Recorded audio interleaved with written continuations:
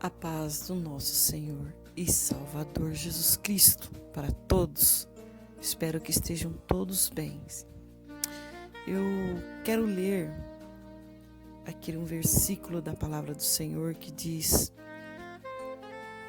em Lucas, capítulo 9, a partir do verso 51 até o 56, que diz assim: E aconteceu que, completando-se os dias para sua assunção, manifestou o firme propósito de ir a Jerusalém e mandou mensageiro diante de si.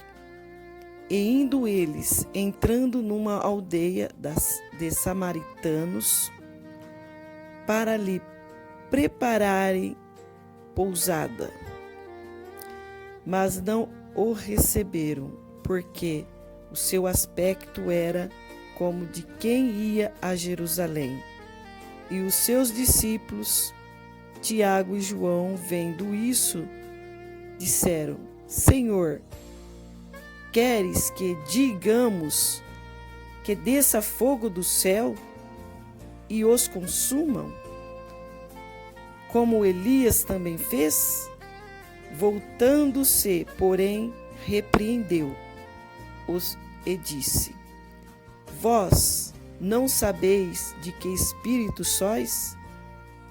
Porque o Filho do Homem não veio para destruir as almas dos homens, mas para salvá-la. E foram para outra aldeia. E Jesus seguiu pregando o Evangelho e ensinando aos seus discípulos e a curar os enfermos. E quando estava próximo de uma aldeia samaritana, ele enviou os discípulos que o procedessem para preparar um lugar na qual pudesse repousar.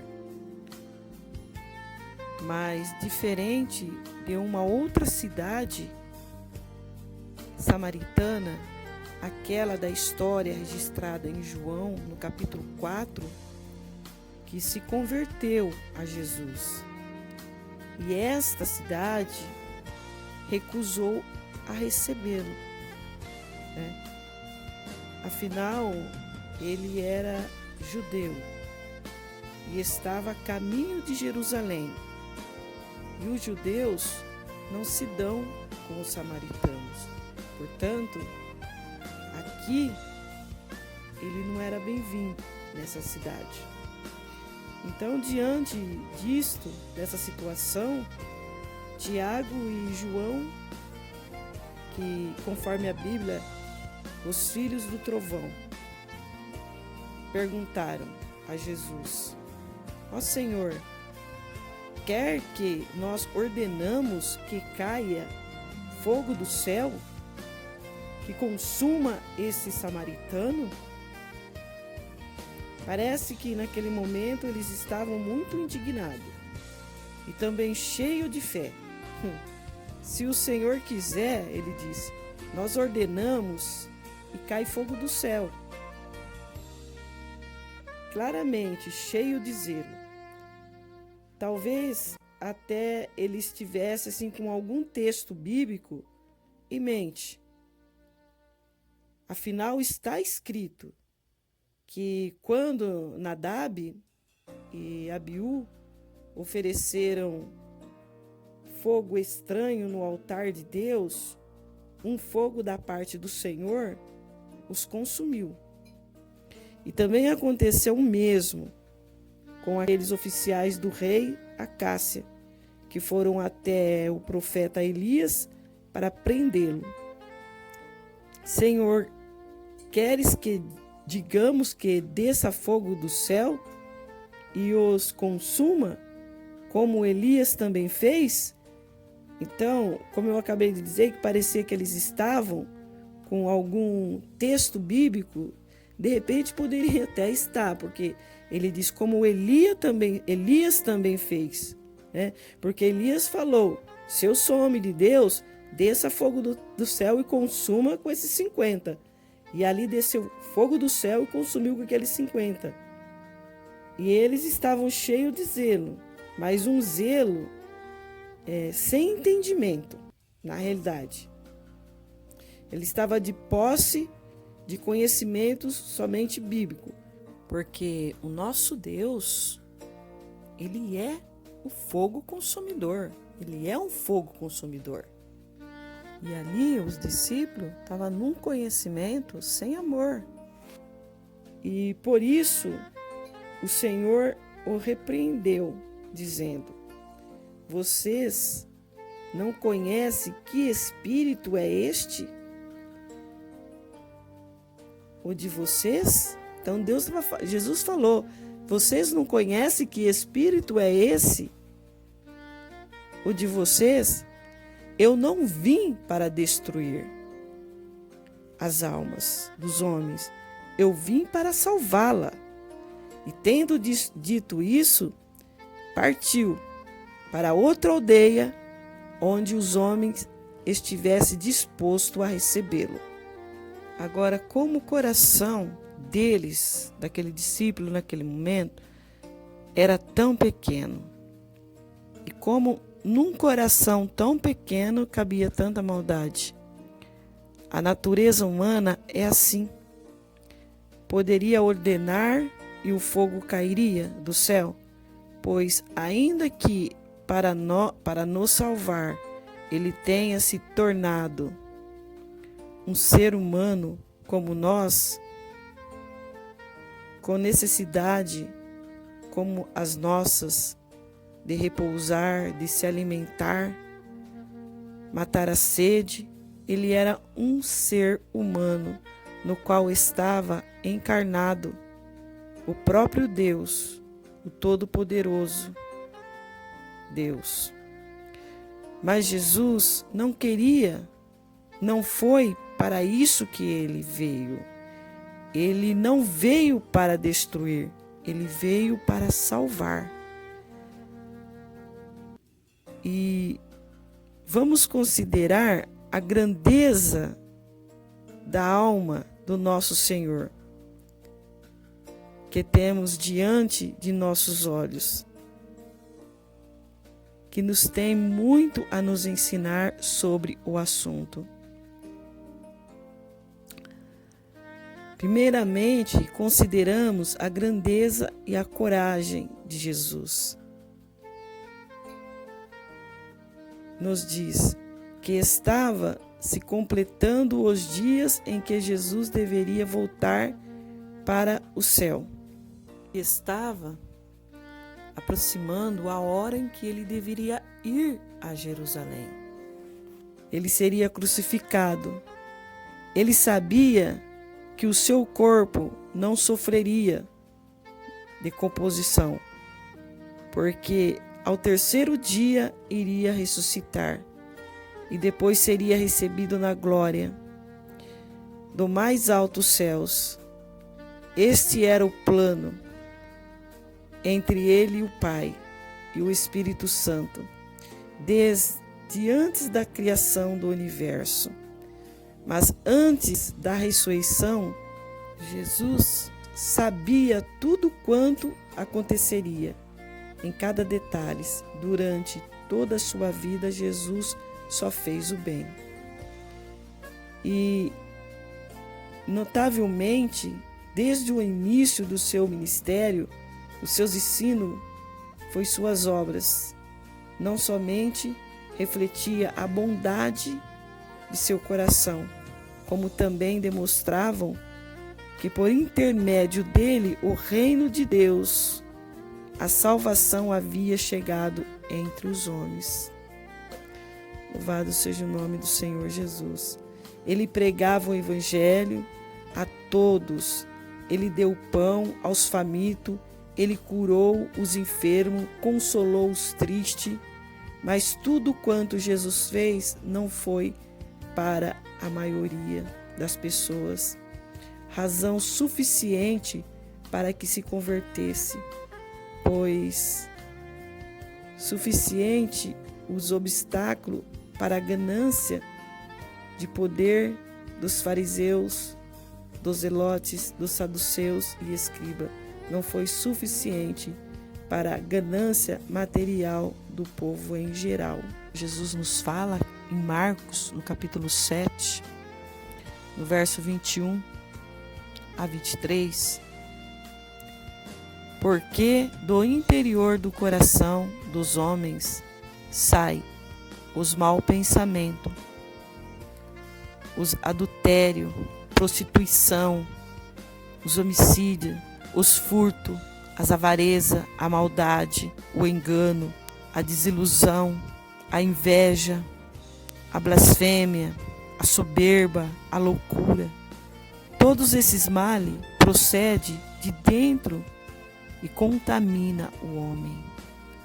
O grande problema do mundo é o pecado.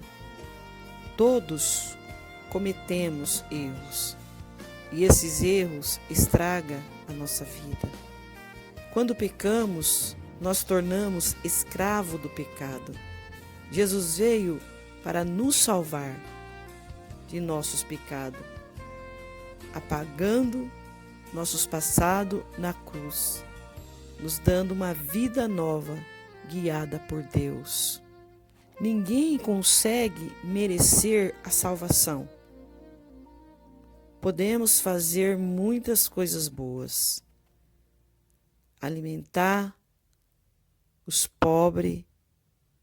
Você pode dar sua fortuna toda para os pobres, para os necessitados. Mas elas não pagam o nosso pecado, não. Somente Jesus nos pode salvar, porque Ele morreu em nosso lugar e ressuscitou para nos dar a salvação.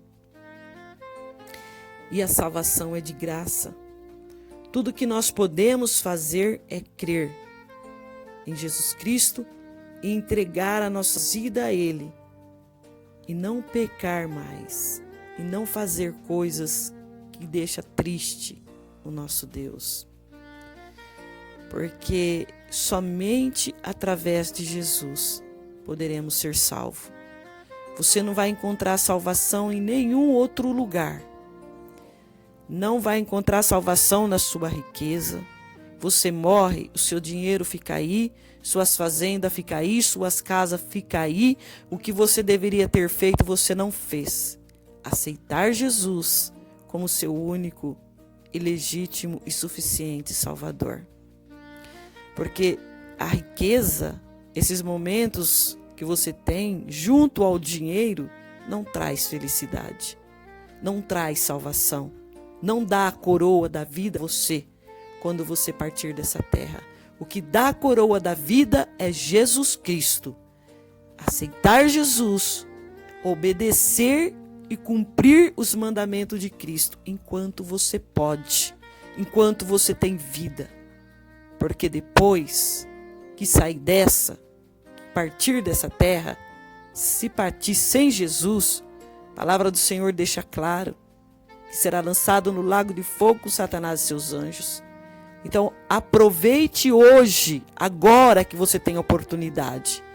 Se você tem a oportunidade, aproveita, porque se você está com vida, Jesus está te chamando enquanto você tem vida, para que você receba a coroa da vida, para que um dia você tenha um encontro com Cristo. Mas se aceitar, se não negar Jesus, se não se envergonhar de Jesus, se obedecer e cumprir os mandamentos de Cristo.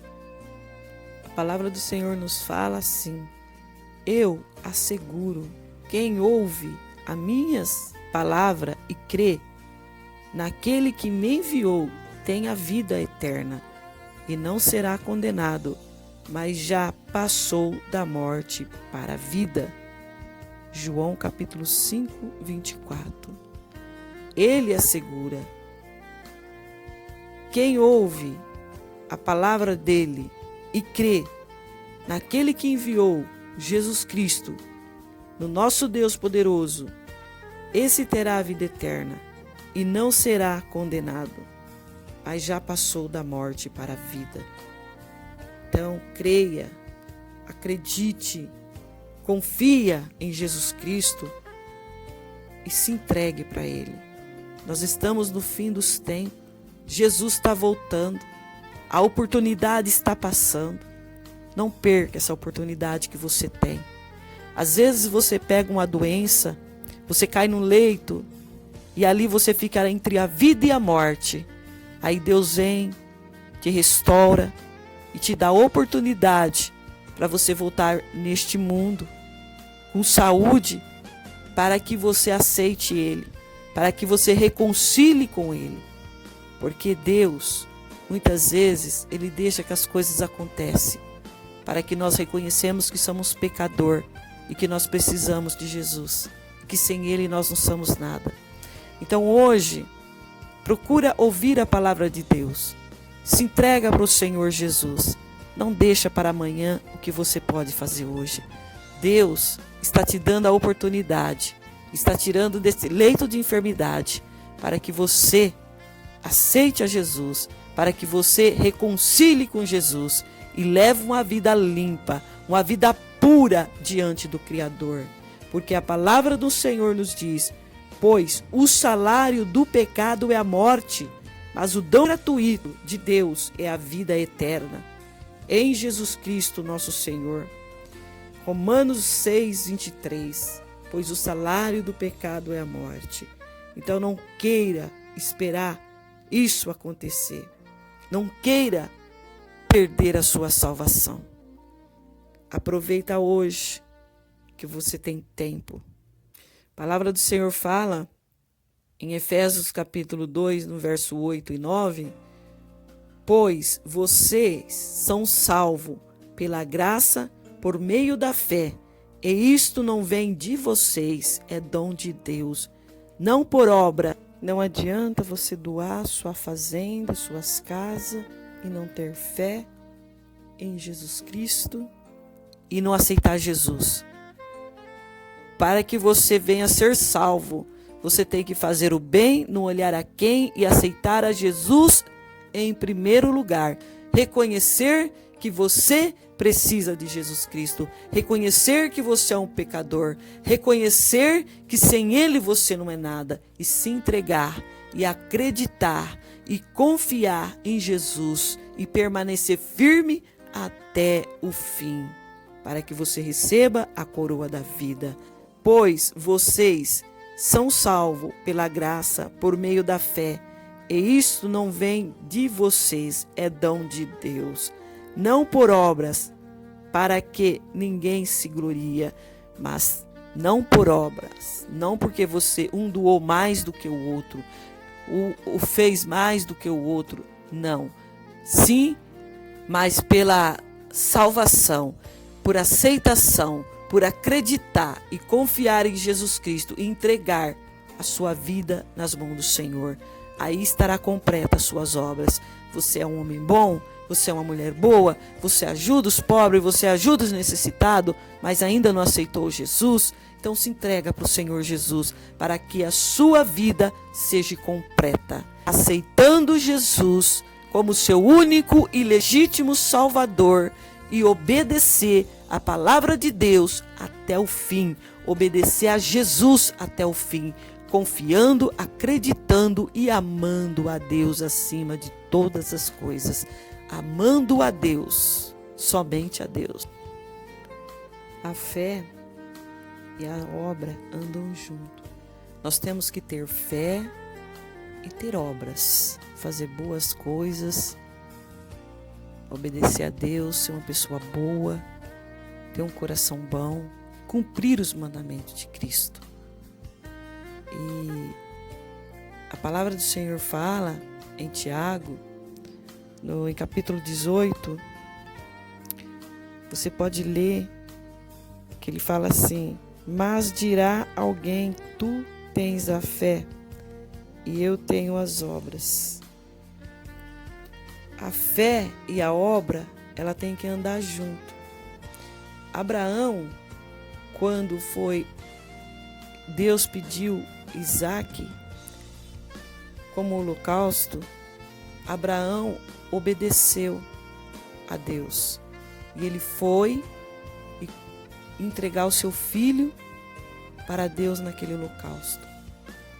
Mas não foi necessário, porque Deus viu que Abraão tinha fé e tinha obras. Ele teve o coração bom, um coração amoroso e confiante em Deus. Ele foi lá e estava fazendo aquilo que Deus mandou. Então, é o que eu digo para você. Nós temos que ter fé e ter a obra. A fé tem que andar junto.